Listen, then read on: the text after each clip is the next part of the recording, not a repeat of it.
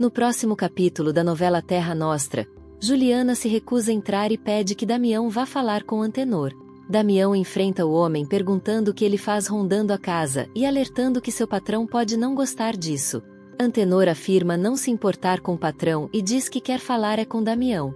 O capataz insiste que não sabe do paradeiro de Naná, mas Antenor o acusa de mentir. Damião retruca, dizendo que Naná não é mais escrava de ninguém. E Antenor garante que nunca tratou como tal, lembrando que entre as escravizadas da senzala era ela quem tinha mais regalias. Damião pergunta por que ele a procura e Antenor responde que isso não lhe diz respeito. Damião insiste em saber por que Antenor veio atrás dele e ouve que é porque sabe que ele e Naná são irmãos. Damião admite o parentesco, mas diz que se perdeu dela desde o dia em que Antenor arrastou a menina e a mãe da fazenda comprada pelo patrão. Antenor o acusa novamente de mentir, mas Damião sustenta que fala a verdade e o chama de feitor, ao que Antenor reage, dizendo que não é mais feitor nem capitão do mato. Nesse momento, Antenor percebe a presença de Juliana e pergunta o que a dona está fazendo ouvindo a conversa. Damião explica que ela é sua patroa e dona da casa. Antenor a cumprimenta com respeito e garante que é um homem de paz. Juliana, desconfiada, pergunta o que ele quer com Damião. Antenor se surpreende ao notar que ela é italiana e Juliana confirma. Ele desconversa, pedindo que a senhora os deixe tratar de um assunto particular. Juliana hesita, mas Damião a tranquiliza, dizendo para não se preocupar e ela se afasta. Damião autoriza Antenor a falar e pergunta o que ele quer saber de Naná. Antes de responder, Antenor questiona se a patroa dele, Juliana, chegou há pouco tempo ao Brasil e se perdeu os pais na viagem. Surpreso, Damião quer saber como ele descobriu isso e Antenor afirma que não poderia ver duas italianas bonitas com o mesmo nome. Damião se irrita e exige explicações e Antenor conta que foi mandado embora da fazenda do patrão, o senhor Gomercindo, por causa de um italiano que se separou de Juliana durante a viagem. Damião confirma que a moça é realmente a mesma, mas logo volta ao ponto, querendo saber o que Antenor procura com Naná. O homem responde que deseja apenas saber do paradeiro dela, se precisa de ajuda e se teve o filho que esperava quando deixou a fazenda. Damião confirma que sim e Antenor, curioso, pergunta se é menino ou menina. Damião resiste querendo saber por que ele pergunta, mas Antenor desconversa. Ainda assim, insiste que se Damião sabe que ela teve a criança, então deve saber também onde ela está e pede que lhe diga. Damião reage perguntando quem obrigaria, mas Antenor garante que não vai forçá-lo. Apenas súplica com insistência que lhe revele onde encontrar sua irmã, Naná. Juliana comenta que um sujeito apareceu procurando a irmã de Damião e Mariana se surpreende, pois nunca ouviu falar que ele tivesse irmã. Juliana insiste que ele diz que tem dos tempos em que vivia na fazenda do pai de Dona Janete. Mariana recorda que o homem tinha muitos escravos e fama de maltratá-los. E Juliana confirma perguntando se é verdade. Mariana responde que sim, mas acrescenta que Janete e a mãe dela também eram cruéis. Conta que os escravos preferiam enfrentar o diabo lidar com as duas e que as mucamas da casa grande temiam ainda mais as patroas do que qualquer castigo. Juliana, curiosa, pergunta o que é mucama. E Mariana explica que eram as escravas retiradas da senzala para servir dentro de casa, muitas vezes alvo da cobiça dos senhores e da inveja das esposas. Juliana fica chocada com a crueldade e Mariana revela um caso terrível. A mãe de Janete, desconfiada de uma escrava, mutilou-a de forma bárbara. Juliana leva a mão ao peito, assustada. Essa conversa me dá medo. Mariana suspira. Nem sei por que estou contando isso. Juliana responde, firme. É por causa daquele homem, o que procura Naná. Mariana conclui, amarga. Em outros tempos, Damião já estaria no tronco, até revelar o paradeiro da irmã. Se é que sabe. Damião encara Antenor, desconfiado. Você não está atrás do filho de Naná, está? Antenor balança a cabeça. Não. Dou minha palavra de honra. Nem quero saber se é menino ou menina. Damião insiste, duro.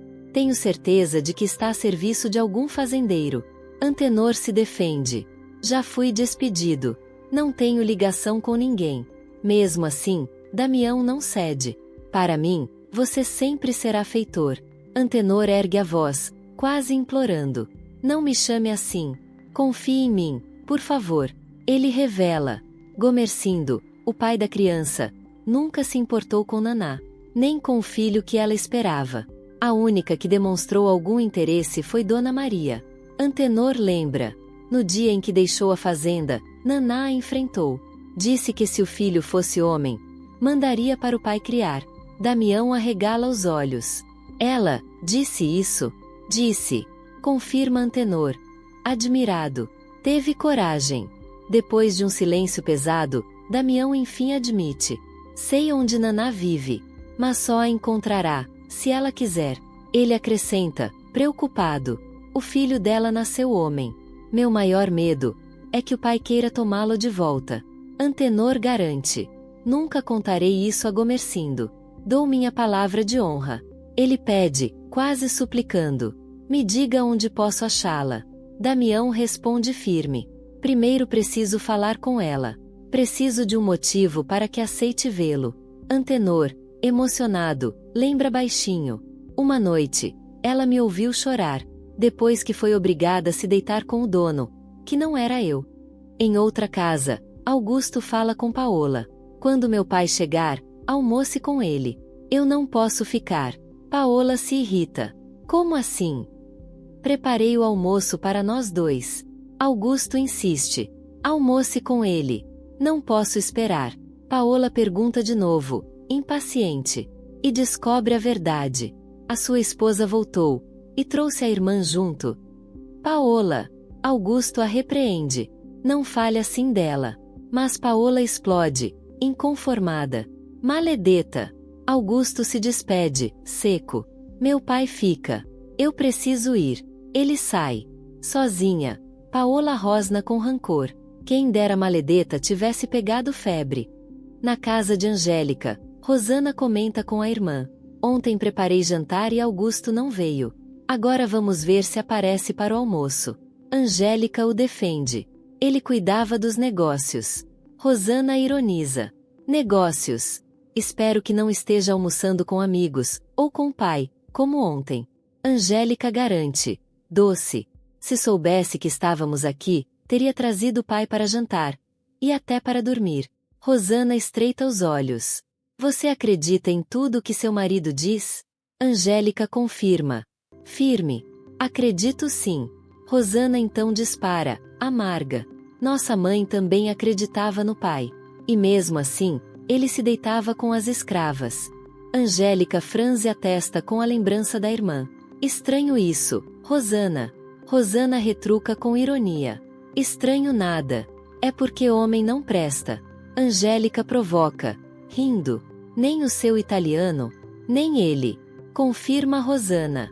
Ao ser questionada, admite. Estou me dando bem no casamento. Mas agora só nos resta esperar que Augusto chegue para o almoço com o pai. Altino chega para o almoço. Vim comer com você, Paola. Ela responde de imediato. Já sei. Augusto me contou. O sogro pergunta. Você entende por que ele não vem? Paola dispara, amarga. Porque vai almoçar com a outra. Altino corrige. Firme. A outra é a esposa dele. Paola provoca. E eu sou o quê, então? Altino admite. Também é mulher de Augusto. Mas falei da mulher oficial. A verdadeira esposa. Paola encerra o assunto com rancor. Sente-se e almoce. Não preciso de papel passado para ser mulher do seu filho na cama. Em outro lugar, Augusto conversa com Rosana. Ele explica que o pai não veio porque está almoçando com amigos monarquistas. Rosana se surpreende. Mas o país já vive em república. Augusto ri. Sempre existem as viúvas. As carpideiras que choram o regime deposto como se fosse defunto. Rosana ironiza. Seu pai prefere almoçar com essas carpideiras da monarquia do que estar conosco. Augusto rebate. Meu pai defende os interesses da família. Vamos almoçar em paz. Rosana concorda com relutância. Enquanto isso, Altino comenta do vinho. Não é grande coisa. Paola responde. Foi Augusto quem comprou. Deve ser vinho italiano. Supõe Altino. Paola rebate. Nunca bebi esse vinho lá. Só aqui, com o seu filho. Altino pede. Me conte um pouco da sua vida. Não tem nada de especial, diz ela. E o macarrão está esfriando. Ele elogia as mãos dela e repete o que Augusto sempre diz. Você tem jeito para o macarrão. Paola muda de assunto. Não sei se vou aguentar essa vida com seu filho. Altino se espanta. Como assim? Você mesma aceitou a situação. Paola admite, com lágrimas na voz. Aceitei, mas morro de ciúme daquela outra. Não suporto dividir Augusto. Altino lembra. Frio. Aquela outra é a mulher dele. Paola pergunta, quase gritando. E eu sou o quê, afinal? Ele tenta amenizar. Você também é mulher dele. Fizemos um acordo com seu pai, sobre a fazenda. Você sabia de tudo. Paola respira fundo, amarga. Então só me resta aguentar. Altino a corta. Firme. Não só vai aguentar. Vai cumprir sua parte. Não vai criar problemas para Augusto. Tudo foi feito às claras. Você foi a primeira a aceitar. Diante disso, Paola explode, tomada pela raiva. Se eu topar com aquela maledeta, eu juro que a mato. Marco Antônio comenta com Juliana. Não é comum famílias importantes terem negros como cocheiros. Mas Damião é diferente. Juliana confessa. Eu gosto dele. Meu pai também gosta. Afirma Marco Antônio. Ele aprecia a fidelidade canina de Damião. Juliana se espanta. Isso importa, mesmo ele sendo negro? Marco Antônio confirma. Ela hesita, quer falar algo, mas se cala. Não devo. Diz baixinho. Ele insiste. Você é minha mulher. Pode me contar. Juliana revela. Um homem tem aparecido no portão atrás de Damião. Marco Antônio pergunta. Quem? Não sei. Responde ela. Damião disse que era um feitor, um capitão do mato. Marco Antônio estranha. Capitão do mato? Mas isso já não existe. Juliana explica, preocupada. Eu temo por Damião, por algumas histórias que ele contou. Depois tenta minimizar. É bobagem minha. Marco Antônio lembra Juliana que se vista. Os pais dela já estão esperando para o jantar. Ele a observa, intrigado, e se pergunta em silêncio. Que história é essa que ela não quis me contar? Mariana aparece. Pergunta a Francesco se ele ainda vai precisar de Damião. Ele responde que não. E quer saber o motivo. Mariana explica. Damião pediu permissão para sair à noite. Disse que tinha um assunto importante. E que iria dormir fora. Francesco estranha. Com tom quase paternal. Pergunta que assunto é esse. Mariana responde que ele não contou. E admite que nem perguntou. Francesco pensa um instante. E então concorda, liberando Damião. Mariana se despede. Logo em seguida, Francesco chama Juliana com entusiasmo. Ela vem, emocionada. Conta que passou a tarde inteira pensando nele. Explica que pensa na boa pessoa que ele é. Francesco ri, surpreso com tanto elogio. Mas Juliana insiste. É verdade. Ela lembra. O pai sempre dizia que não havia amigo como Francesco. Ele fica tocado. Responde que nunca teve um amigo como o pai dela. Juliana recorda que, quando Francesco chegou ao Brasil, ela ainda nem tinha nascido. Francesco confirma. Diz que, na época, os pais dela ainda eram casados. Mas depois, fizeram besteiras. Juliana não segura as lágrimas. Lembra que os dois morreram juntos. E confessa que nunca esqueceu o momento em que os jogaram ao mar. Francesco tenta acalmá-la. Pede que não pense nisso. Chama aquela viagem de pesadelo. Insiste para que esqueça. Juliana enxuga as lágrimas. Diz que quer esquecer. E declara estar feliz com o filho de Francesco. Ele a acolhe como filha. Diz que também está feliz. Prevê que o bebê será dono do mundo. E brinca, rindo, que será um verdadeiro Magliano. Marco Antônio, que observa de longe, não esconde o incômodo. Admite que, se não fosse o pai, morreria de ciúme. Juliana reage de imediato. Diz que isso é besteira. Enquanto isso, Rosana comenta com Angélica que Augusto prometeu trazer o pai para jantar. Angélica responde que logo os dois chegarão. Rosana pergunta se será como ontem. Angélica lamenta. O marido nunca tem hora para chegar. Diz que precisa se acostumar com isso. Rosana rebate. Afirma que ela jamais conseguiria. Pouco depois, Augusto chega. Cumprimenta com um boa noite. E pergunta se chegou tarde para o jantar. Rosana quer saber do pai dele. Angélica confirma que ainda estão esperando. Augusto explica. O pai ficou preso em uma reunião política. Mas sugere começar logo. Está morrendo de fome. Angélica insiste em saber de onde ele vem. Augusto responde com ironia. De duras batalhas. Ela se levanta. Vai até a cozinha esquentar a comida. No salão, Augusto percebe o olhar fixo de Rosana. Pergunta o motivo. Ela desconversa. Diz que não é nada. Mas Augusto insiste. Quer saber quando ela volta para a fazenda. Rosana explica que só quando o perigo da febre passar e alguém vier buscá-la. Augusto comenta. Espera que isso não demore. Enquanto isso, Francesco comenta, surpreso.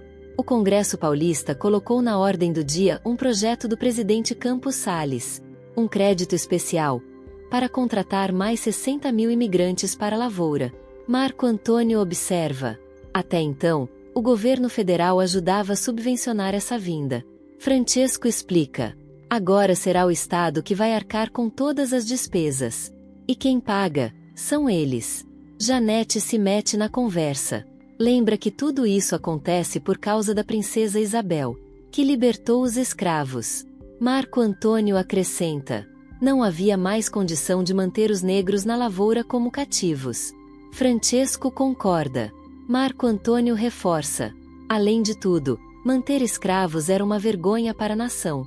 E lembra, a Lei Áurea não foi bondade da princesa. Foi conquista do povo negro e dos abolicionistas. Francesco balança a cabeça.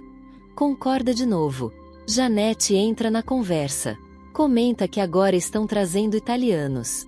E, como disse Francesco, quem paga, são eles. Francesco se apressa em esclarecer.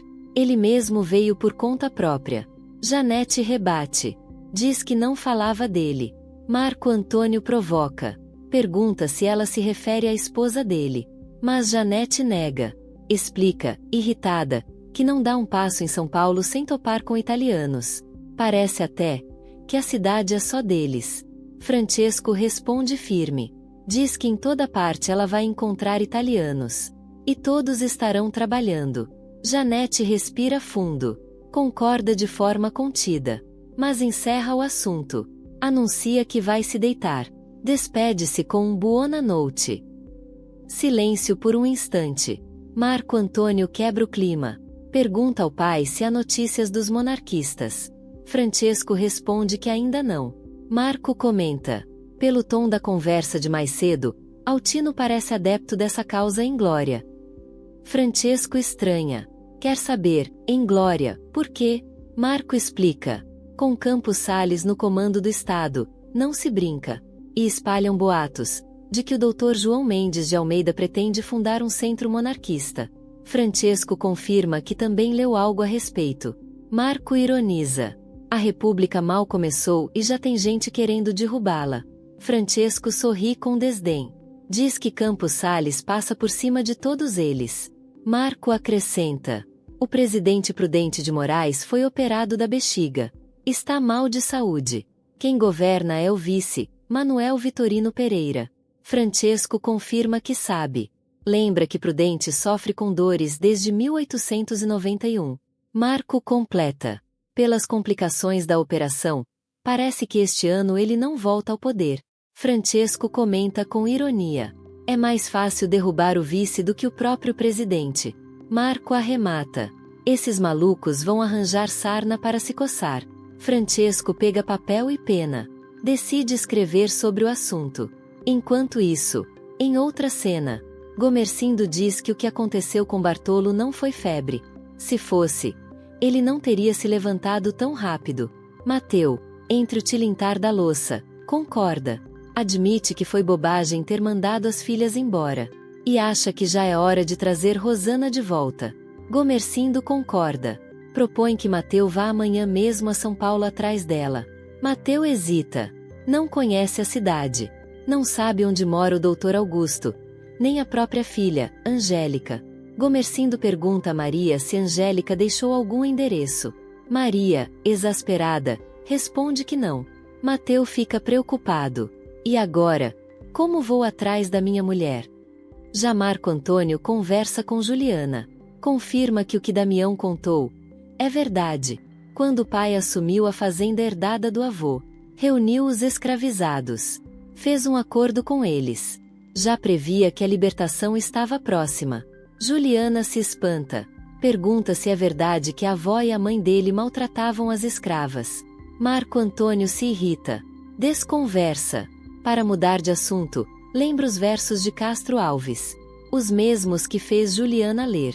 Conta que virou abolicionista ainda menino. Depois de conhecer a força daqueles poemas. Os dois recitam juntos trechos de A Tirana da Escrava. Marco Antônio admite. O avô costumava vender os filhos das escravas da fazenda. Juliana se revolta. Garante que ninguém vai lhe tirar a sua cria. Marco Antônio a abraça. Diz que será a cria dos dois. Mais tarde, Gomercindo comenta que até a sogra de Mateu já aprendeu a gostar dele. Mateu responde que, com o tempo, todos acabam se entendendo. Gomercindo observa que o genro nunca fala de si mesmo. Mateu desconversa. Diz que não gosta de lembrar da própria história. Cansado, Mateu avisa que vai se deitar. No dia seguinte precisa sair cedo para buscar Rosana, já que Dona Maria conseguiu o endereço de Angélica. Após as despedidas, Gomercindo fica sozinho. Pensa alto. Mateu parece já ter esquecido a italiana do passado. Enquanto isso, Altino comenta que poderia ter ido jantar com o filho na casa dele, mas preferiu estar ali, com Paola. Ela retruca. Também estamos na casa do seu filho. Altino suspira. Explica. Lá é onde ele vive com a esposa oficial. Em seguida, elogia o tempero de Paola. Garante que duvida que Angélica saiba cozinhar como ela. Paola se derrete com as palavras. Altino assegura que fala apenas a verdade. E a chama, carinhosamente, de querida nora. Enquanto isso, Augusto comenta com Angélica. Gostaria que o pai ficasse hospedado com eles. Mas explica que o velho prefere o hotel. Diz que não gosta de incomodar ninguém. Angélica insiste. Ele não atrapalharia se estivesse aqui. Mas Augusto encerra o assunto. Muda de conversa. Pergunta até quando Rosana vai ficar em São Paulo. Angélica estranha a repetição da pergunta. Ele justifica. Diz que está preocupado com a sogra sozinha na fazenda. Ela rebate. Questiona se ele tem implicância com a irmã. Augusto nega. Eu adoro Rosana. Depois pede para encerrar o assunto. Quer dormir. O dia seguinte será cheio. O casal se despede com carinho. Trocam beijos e boa noite. De volta à fazenda. Gomercindo orienta Mateu a pegar o endereço. Explica que qualquer pessoa indicará o caminho quando chegar. Leonora, em tom de provérbio, comenta. Quem tem boca, vai a Roma. A frase arranca risadas de Gomercindo. Mateu planeja. Ao desembarcar, pega um coche pronto. Maria pergunta quem o levará. Gomercindo responde que será ele mesmo. Lembra que precisam se apressar, porque o trem não espera. Mateu concorda em italiano. Recebe de Leonora votos de boa viagem. Agradece também em sua língua. Eles partem. Leonora observa surpresa. Quem diria que um dia Mateu correria atrás de Rosana? Enquanto isso, Juliana pergunta a Damião se conseguiu encontrar a irmã na noite anterior. Ele responde que não. Gostaria de ir agora, se não fosse precisar do serviço dela. Juliana insiste. Quer saber se a patroa disse alguma coisa. Janete intervém com ironia. Todos conhecem a madame. Conta que deixou Francesco e Marco Antônio na casa bancária, com intenção de dar uma escapada de novo. Mas acabou ficando com medo. Juliana questiona. E se eu precisar dos serviços dele? Damião responde com esperteza. Assim eu terei uma ótima desculpa. Ela então ordena. Prepare o coche. Vou às compras. Enquanto isso, Bartolo comenta animado. Se Deus quiser, logo volto a pegar na enxada. Batista sorri. Você escapou bem, Bartolo. Bartolo ri alto. Repete um ditado lembrado por Tizio. Erva ruim. A geada não mata. Tizio se defende. Não quis ofender. Só queria aprender a língua. Mas Bartolo o repreende. Menino. Ainda vai ter que comer muita polenta para falar italiano direito. O rapaz retruca, com ironia, que a polenta deles tem o mesmo gosto do angu de fubá da fazenda. Bartolo não gosta da provocação. E corta o assunto de repente. Batista aproveita para comentar que o patrão mandou Mateu a São Paulo buscar Rosana. Mateu confirma, animado. Diz que finalmente vai conhecer a capital. Mas Batista solta a dúvida no ar. E se ele não voltar? O clima pesa. Olavo ergue as mãos e agradece a Deus por a febre amarela, ou como ele chama, a febre mau caráter, não ter chegado à região. Maria, curiosa, quer saber de onde vem esse apelido. O padre explica. É assim mesmo que a doença é conhecida. Leonora, aflita, pergunta o que o marido dela teve então. Olavo responde firme. Não foi essa febre. Se fosse, ele já estaria morto. Ou não teria se recuperado tão rápido. Ele insiste. Seja lá o que for, só resta dar graças a Deus por ele estar vivo. Leonora se emociona. Diz que reza todos os dias. E o padre reforça. Que continue assim. Mudando de assunto, Olavo comenta que o marido dela teria ido a São Paulo, junto com o genro, buscar Rosana. Maria corrige. Ele desistiu na última hora. E agora, já devem estar chegando, caso não tenham perdido o trem. Olavo solta um aviso sombrio. Eles vão encontrar a capital fervendo. Maria estranha. Ele explica. Italianos e brasileiros estão brigando nas ruas. Leonora se assusta. Quer saber o motivo. O padre responde. É por causa da questão dos protocolos. Maria fica confusa. Francesco pergunta o que está acontecendo. E Marco Antônio tenta explicar sobre os tais protocolos. Francesco, calmo, diz para não se preocupar, mas não perde a chance. Elogia a jovem senhora, chamando-a de bela. De repente, a confusão estoura. Alguém grita do lado de fora. Ontem, os estudantes queimaram bandeiras da Itália. A situação foge ao controle. O povo na rua esbraveja. Abre essa porta. Italiano maledetto. Italianada maledetta. Marco se levanta, quer sair, mas o pai o segura com força. Pede calma. E sugere chamar a polícia. Juliana, assustada, pergunta a Damião o que está acontecendo. Ele mesmo não sabe. Mas manda que todos entrem. Gomercindo olha em volta, confirma o endereço. Mateu pergunta, atônito: isso é uma guerra? Gomercindo não sabe responder. Só espera que suas filhas estejam bem. Ele insiste em saber o que está acontecendo na cidade. E principalmente, onde está o marido de Angélica? Ela explica. Ele saiu cedo de manhã e até agora não voltou. Gomercindo fica ainda mais preocupado. Será que ele se meteu em alguma confusão? Angélica confessa. Também está apreensiva. Nesse instante, Rosana chega. Se surpreende ao ver Mateu. Ele explica, emocionado, que veio buscá-la. E que, na última hora, o pai decidiu acompanhá-lo. Gomercindo observa tudo. E percebe que chegaram bem no meio de uma revolução nas ruas. Gritos, xingamentos contra os italianos. Insultos contra o Brasil. Mateu confirma, nervoso. Angélica acredita que só quando Augusto voltar é que finalmente vai explicar o que está acontecendo. Mas Gomercindo não se conforma. Insiste em saber onde ele está. Enquanto isso, Paola segura Augusto. Pede que fique com ela. Chama-o de amor e mio. Mas Augusto é firme. Diz que a cidade está à beira da guerra. E que precisa de notícias do pai. Paola tenta acalmar Augusto. Diz que o pai já é idoso. E que ele deveria aproveitar o tempo ao lado dela. Mas Augusto ri. Afirma que já aproveitaram bastante. Paola se abre. Confessa que ainda o deseja. Pede que fique. Mas Augusto respira fundo e pede que ela pare. O dever o chama. Ela insiste. Quer saber o motivo. Então ele solta a verdade.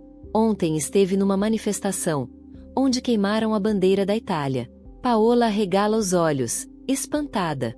Augusto explica rápido, não foi ele quem queimou, mas estava lá, protestando contra os protocolos. Paola pergunta, mas que protocolos são esses? Augusto corta o assunto. Diz que não pode explicar agora. E que precisa ir embora. Ela se revolta. Reclama que ele a deixa sozinha em meio a uma guerra. Ele tenta se controlar. Fala baixo para si mesmo. É mais fácil enfrentar a guerra nas ruas do que os conflitos na cama com ela. Paola, chocada, conclui ferida. Então pode ir. E nem precisa voltar. Enquanto isso, Gomercindo comenta. Altino levou uma bela pedrada na cabeça. Altino rebate. Que não tem nada a ver com protocolo nenhum. Nem sabe se a pedra veio de brasileiro ou de italiano. Angélica, aflita, pergunta pelo marido. Altino responde que provavelmente ele está metido no meio da encrenca. Ela insiste em saber onde. Altino solta, irritado, deve estar se pegando com algum italiano por aí. Mateu quer entender. Por que contra os italianos? Altino ironiza. Não sabe, não assinou protocolo nenhum. E solta um ai, caspita. Gomercindo pede calma. Diz que só provoca para o galo não cantar. Angélica repete que só quer notícias de Augusto. Mateu insiste em descobrir o que realmente está acontecendo. Rosana pede, quase suplicando, que ele não se meta nisso. Gomercindo conclui. Firme. Lembre-se, Mateu.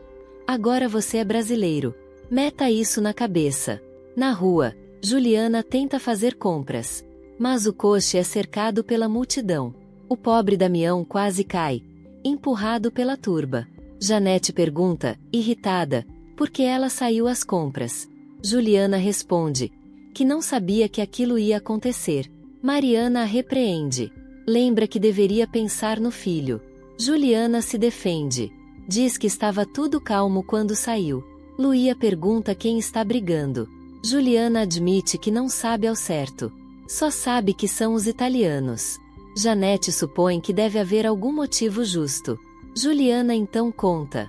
Eles gritavam nas ruas. Abaixo os brasileiros. Que morram os brasileiros. Janete se indigna. Chama de corja. Enquanto isso, Francesco e Marco Antônio passam pela manifestação. Francesco comenta.